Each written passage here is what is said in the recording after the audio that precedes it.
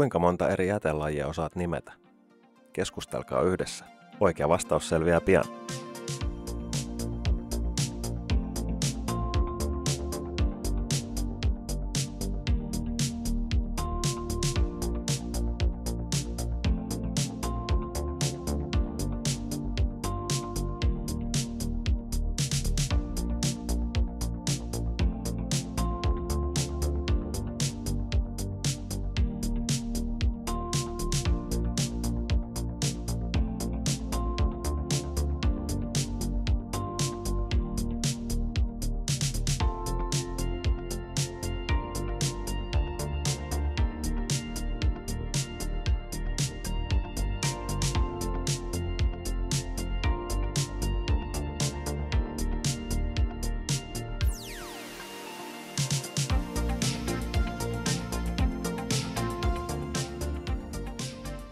Katsotaan montako tiesit.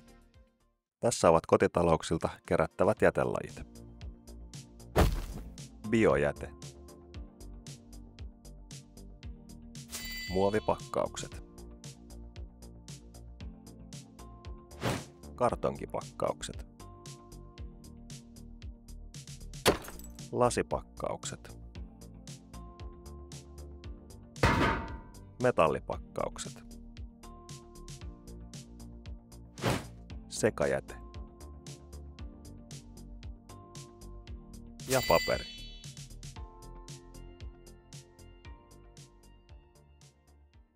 Jätteet, joille ei löydy kiinteistön jätekatoksesta keräysastiaa, voidaan tuoda lajitteluasemalle.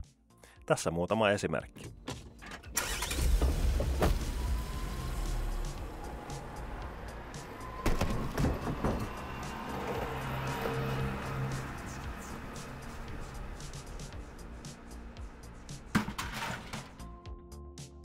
Testataanpa nyt sinun lajitteluosaaminen.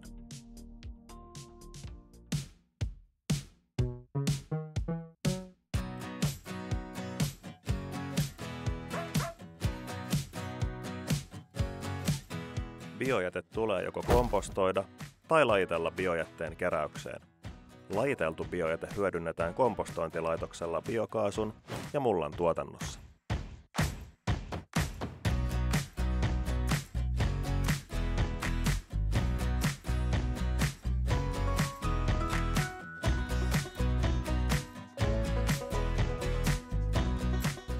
Jos se on muovia ja se on pakkaus, se lajitellaan muovipakkauksiin.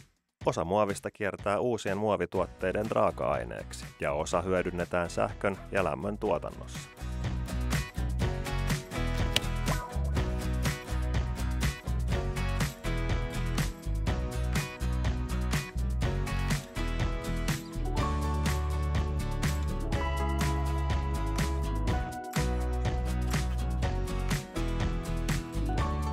Kierrätettyä kartonkia voit löytää esimerkiksi paperirullan hylsystä.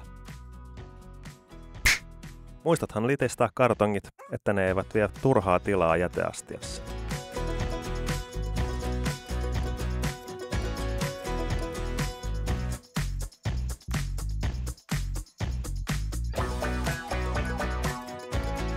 Kierrätetyt lasipakkaukset voidaan kierrättää aina uudestaan ja uudestaan uusien lasipurkkien ja pullojen valmistukseen.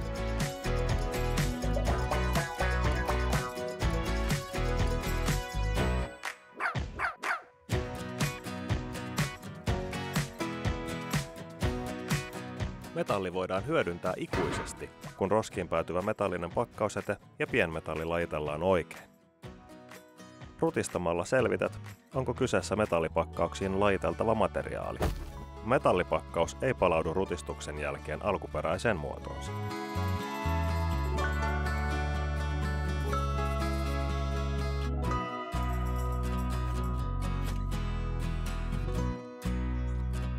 Sekajätteisiin lajitellaan vain ne jätteet, joita ei voi lajitella muihin jätelajeihin.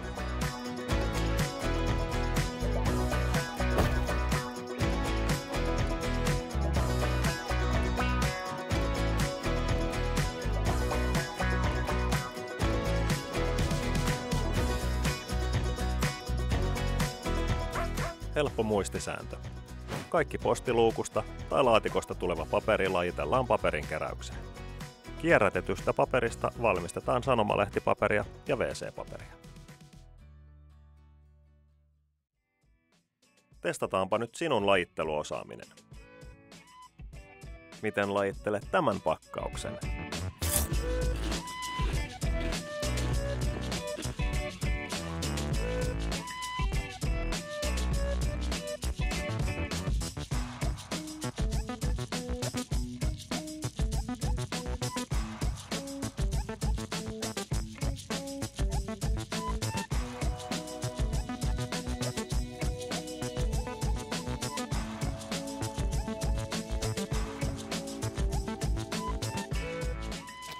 Oikea vastaus on muovipakkauksia. Suklaata. Miten lajittelet tämän pakkauksen?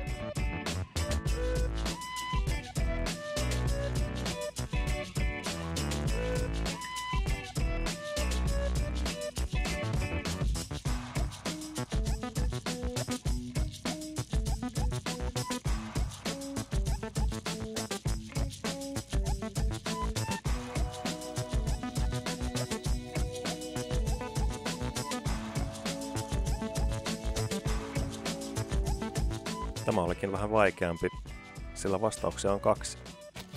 Pakkauksen kartonkinen osa lajitellaan kartonkipakkauksiin ja muovi muovipakkauksiin.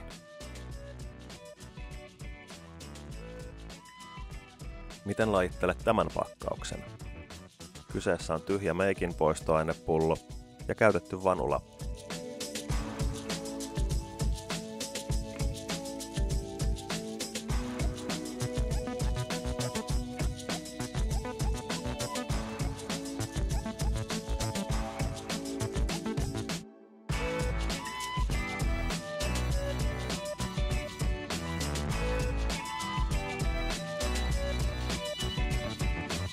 Tyhjä meikin poistoainepullo lajitellaan muovipakkauksiin ja käytetty vanulappu sekajätteeseen. Miten lajittelet tyhjän hammastahnan ja käytetyn hammasharjan?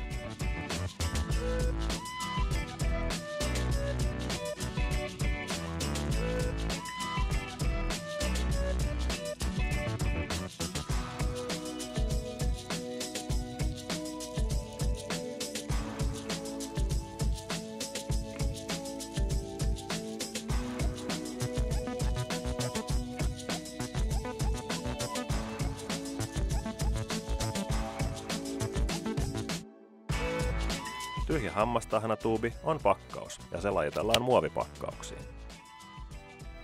Hammasharja sen sijaan ei ole pakkaus ja se lajitellaan sekajätteeseen, johon lajitellaan myös kaikki hygieniatuotteet.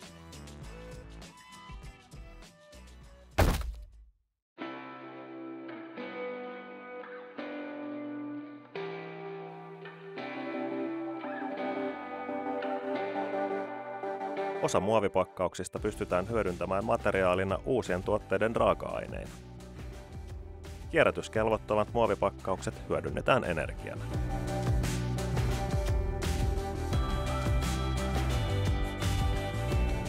Tiedätkö, miten tiskiharja ja muovipakkaus liittyvät toisiinsa?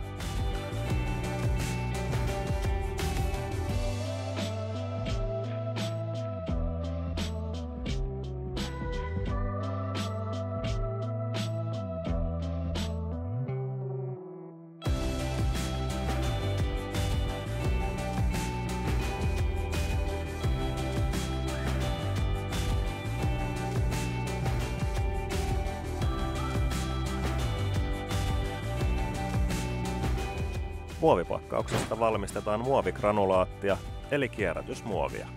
Kierrätetystä muovista voidaan valmistaa esimerkiksi tämä tiskiharja.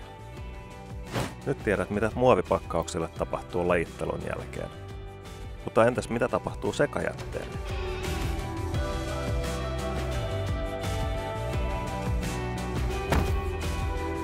Jotkut kutsuvat sekajätettä virheellisesti kaatopaikkajätteeksi, mutta sitä se ei ole. Sekajätettä ei päädy nykyisin enää kaatopaikoille, vaan se hyödynnetään energiaksi.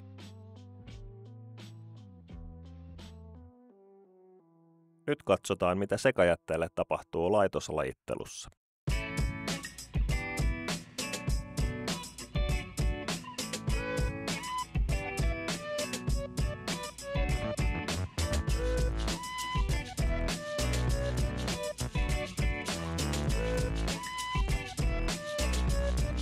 Sekajätteen seassa oleva biojäte vaikeuttaa laitoslajittelua, koska se pilaa kierrätyskelpoista materiaalia. Myös sekajätteen seassa olevat akut ovat ongelma. Ne aiheuttavat tulipaloja lajittelulaitoksella lähes viikoittain.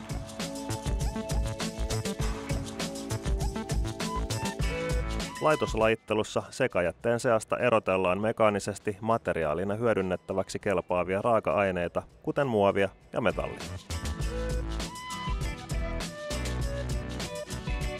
Hihnakuljettimet siirtävät materiaalin laitteelta toiselle.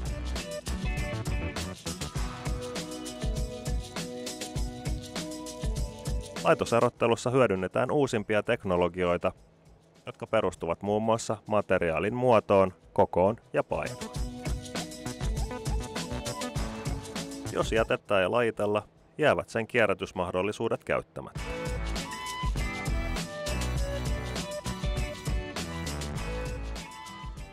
Kiertoon kelpaavat materiaalit toimitetaan uusien tuotteiden raaka-aineeksi. Jätemateriaali on kuitenkin aina puhtainta ja parhaiten kierrätettävissä, kun lajittelu tapahtuu jo kotona. Arjessa meistä jokainen voi arvostaa ympäristöään ja säästää luonnonvaroja kierrättämällä käyttökelpoisen tavaran, lajittelemalla syntyvän jätteen oikein ja kuluttamalla kestävästi. Nyt tiedät, miksi jätteiden lajittelu on tärkeää, ja nyt osaat lajitella paremmin. Paras jäte on kuitenkin sellainen, jota ei synny ollenkaan. Miettikää yhdessä, miten sinulta voisi syntyä vähemmän jätettä. Kiitos kun olit mukana ja kiitos kun lajittelet kiertoon.